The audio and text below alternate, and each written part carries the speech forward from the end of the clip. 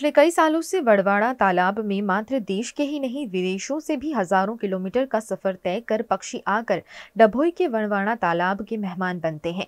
इन पक्षियों की चहचहाट से वड़वाड़ा तालाब का वातावरण गूंज उठता है।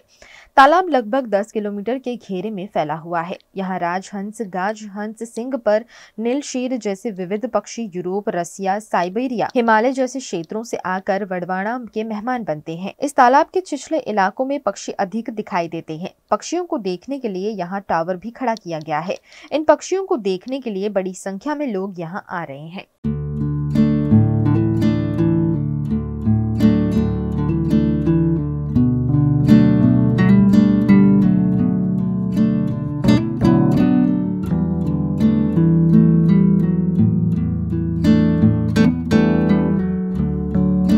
અહીં અમે ડભોઈ તાલુકાના વઢવાણા ગામના વઢવાણા લેકનું નામ ઘણું સાંભળેલું, તો અમે અહીં સવારથી મુલાકાત લીધેલી છે। તમે અહીં સવારે જલ્દીથી આવો છો, સવારે વહેલા તો ઘણા વિવિધ પ્રકારના પક્ષીઓ, કિંગફિશર છે કે ઘણા બધા દેશ વિદેશથી અહીંયા ઘણા પક્ષીઓ આવે છે અને અહીંયા વસવાટ કરે છે। તો તમે અહીંયા આગળ આવી શકો છો। અહીંયા આગળ સવારે તમે જુઓ તો કુદરતના ખોળામાં ઘણા પક્ષીઓનો કલરવ સંભળાવવામાં આવે છે। અલગ અલગ પ્રકારના પક્ષીઓ જોવા મળે અમને। અહીં તમે તમારા ફેમિલી સાથે આખો દિવસ પણ આવી શકો છો। અહીંયા મસ્ત એન્જોય કરવા માટેનું એક સ્થળ છે।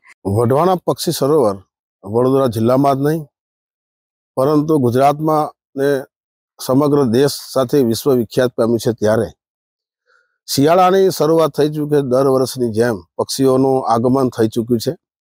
ચાલુ સાલ વરસાદ વચમાં જે વરસાદ થયો તો માવઠું થયું હતું, તેના કારણે વેસ્ટર્ન ડિસ્ટર્બન્સના કારણે વાતાવરણ અનુકૂળ ના આવ્યું હોવાના કારણે લગભગ એવું જણાય આવે છે કે શરૂઆત થોડી લેટ થઈ છે પક્ષીઓના આગમનની।